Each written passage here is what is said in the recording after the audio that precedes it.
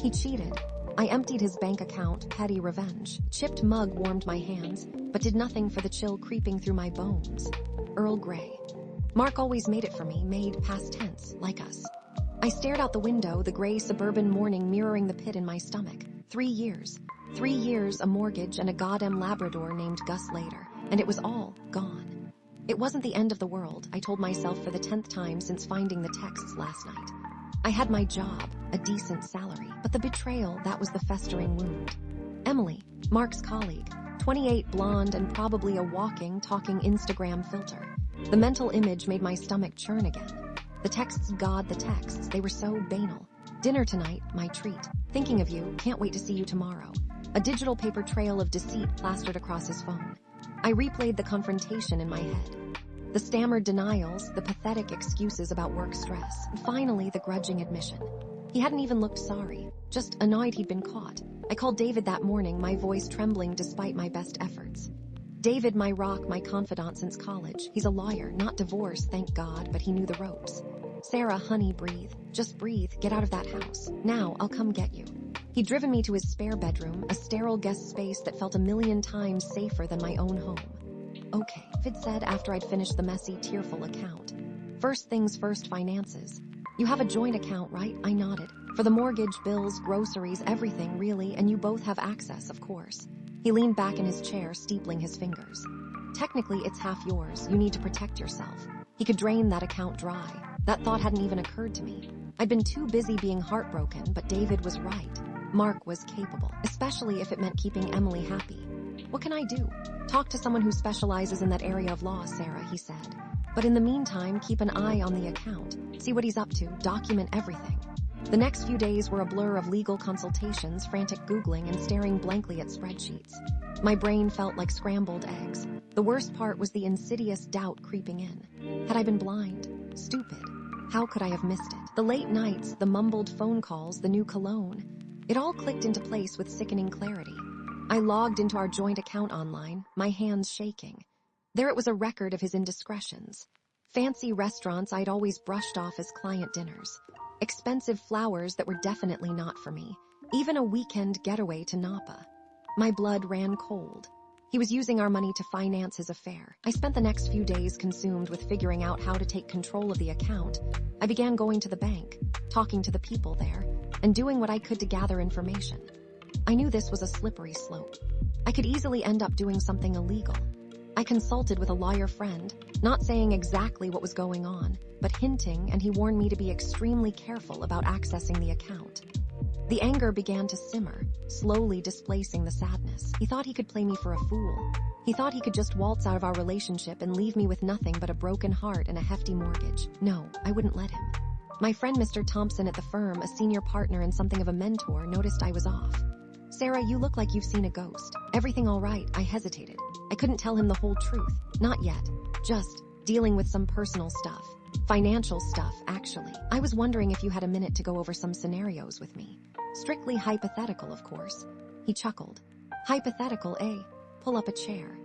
I presented him with a carefully crafted scenario, vaguely resembling my actual situation but stripped of any personal details. I asked about joint accounts, withdrawal limits, and the legal implications of transferring large sums of money. He offered sound advice, unaware of the real-world application. The final piece of the puzzle fell into place during an awkward phone call with Mark's mother, Mrs. Davison. She was a sweet, well-meaning woman, bless her heart, but utterly clueless about her son's misdeeds. Oh, Sarah dear, I'm so glad I caught you. Mark told me you were swamped with work. I wanted to ask about that investment account you two opened. The one with the inheritance money from Uncle Edgar. He mentioned you were thinking of moving it. My heart skipped a beat. The inheritance account. I'd almost forgotten about it. It was separate from our main joint account, a pot of money we'd earmarked for a down payment on a rental property. Mark had always been the one to manage it, claiming he had a better head for investments. Yes, Mrs. Davison, I said, my voice deceptively calm. We were considering it. Why do you ask? Well, dear, I just wanted to make sure you knew about the maturity date. It's coming up next month. Mark said something about needing to renew it, but I thought you should be aware. It requires both your signatures, you know. Bingo. The maturity date. That meant the funds would be temporarily liquid, making them easier to access and transfer. And it required my signature. I thanked Mrs. Davison profusely, hung up the phone, and let out a silent scream of triumph. The plan started to take shape. It was risky, audacious, and possibly insane. But I was done playing nice. I started small, transferring a few $100s from the main joint account into a separate account I'd opened in my name, just to test the waters. Mark didn't notice. Or if he did, he didn't say anything. Emboldened, I upped the ante. $1,000, then $2, still nothing. I visited the bank, armed with my ID, my checkbook, and a carefully rehearsed script. I spoke to a teller, a young woman with bright pink hair and a bored expression. I'd like to inquire about the balance on my joint account, I said, my voice steady despite the tremor in my hands. She typed something into her computer. Certainly. Can I see some identification, please? I handed her my driver's license. She scrutinized it, then typed some more. Okay, Ms. Johnson, your current balance is, she quoted a figure. I already knew the amount, of course. I'd been tracking it online obsessively. But I needed to see if there were any red flags, any alerts on the account. Thank you, I said. I'd also like to know about any recent transactions. She printed out a statement. I scanned it quickly, looking for anything unusual. There it was, a charge at a jewelry store. Definitely not for me. Is there anything else I can help you with? She asked. No, thank you, I said. That will be all. The following week was excruciating. I spent my days at work pretending to be productive while secretly plotting my revenge. I barely slept, my mind racing with calculations and contingencies. The day arrived. The day of reckoning. I dressed carefully, choosing a conservative suit that projected an air of competence and authority. I needed to look the part. I needed to convince them that I was in control. I arrived at the bank just after it opened, hoping to avoid the lunchtime rush. I walked up to the counter, took a deep breath, and asked to speak to a branch manager. I was led to a small, windowless office.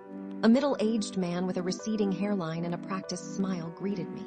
Good morning. Ms. Johnson, how can I help you? I laid out my plan. I wanted to transfer the entire balance of the inheritance account into my personal account.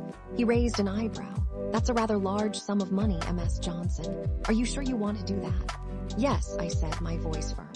I've discussed it with my partner, and we've decided this is the best course of action. I produced the necessary paperwork, including the document Mrs. Davison had mentioned, authorizing the transfer. I'd forged Mark's signature, a skill I'd honed during countless hours of practicing on old checks. It wasn't perfect, but it was good enough. I hoped. He examined the paperwork carefully. He didn't notice anything wrong. He probably saw my wedding ring and just figured this was some routine thing that married couples do. I felt no remorse for what I was doing. He started typing into his computer.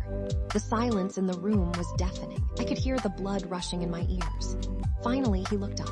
Okay, Ms. Johnson, the transfer is complete. I let out a breath I didn't realize I'd been holding. Thank you, I said, my voice barely a whisper. I walked out of the bank feeling lighter than I had in weeks. I'd done it. I'd emptied his bank account. I knew it wasn't over. I knew Mark would find out eventually. And when he did, he would be furious. I waited for the storm to break, and when it did, it was biblical. The phone rang late that evening. I knew it was him before I even looked at the caller ID. I answered it. Hello, Mark. His voice was a strangled growl. You bitch, what the hell did you do? I believe you know exactly what I did, I said, my voice cold. You emptied the account, you stole all my money, our money, Mark. It was our money. And you were using it to pay for your little rendezvous. Consider it a parting gift. He launched into a tirade of insults and threats. I listened in silence, letting him vent. When he finally ran out of steam, I spoke. I know about Emily, Mark. I know about the dinners, the flowers, the weekend getaways. I know everything. And I'm not sorry for what I did. You betrayed me, you lied to me, and you stole from me. This is just payback. I hung up the phone, I shut it off. A few days later, Emily showed up at my office. I saw her in the reception area as I headed to the bathroom, and I knew she was there for me. She was even more striking in person, all perfectly highlighted hair and designer clothes. She looked like she had stepped out of a magazine. She was gorgeous, I'll admit that, but seeing her there just fueled my anger. Sarah, can we talk? She asked, her voice surprisingly soft. I don't think we have anything to talk about, I said, trying to brush past her. She blocked my path. Please, just for a few minutes, I sighed. Fine, but make it quick. We went to a nearby coffee shop. She ordered a complicated latte with extra foam and a sprinkle of cinnamon. I just got a black coffee. Mark told me what happened, she said, her eyes downcast. Oh, did he? I'm sure he painted himself as the victim.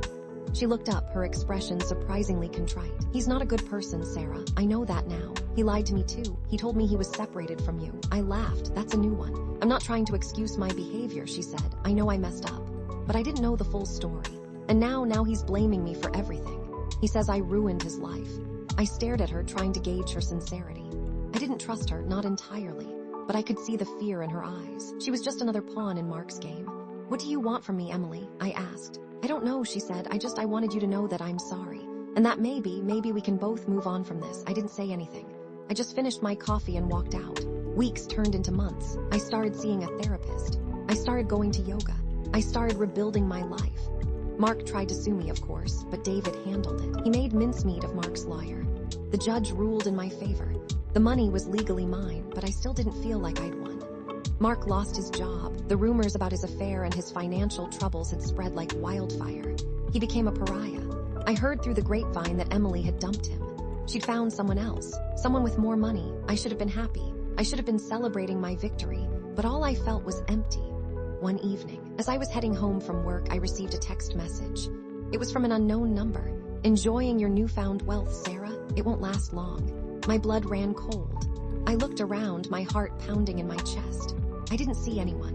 I deleted the message and blocked the number, but the fear lingered.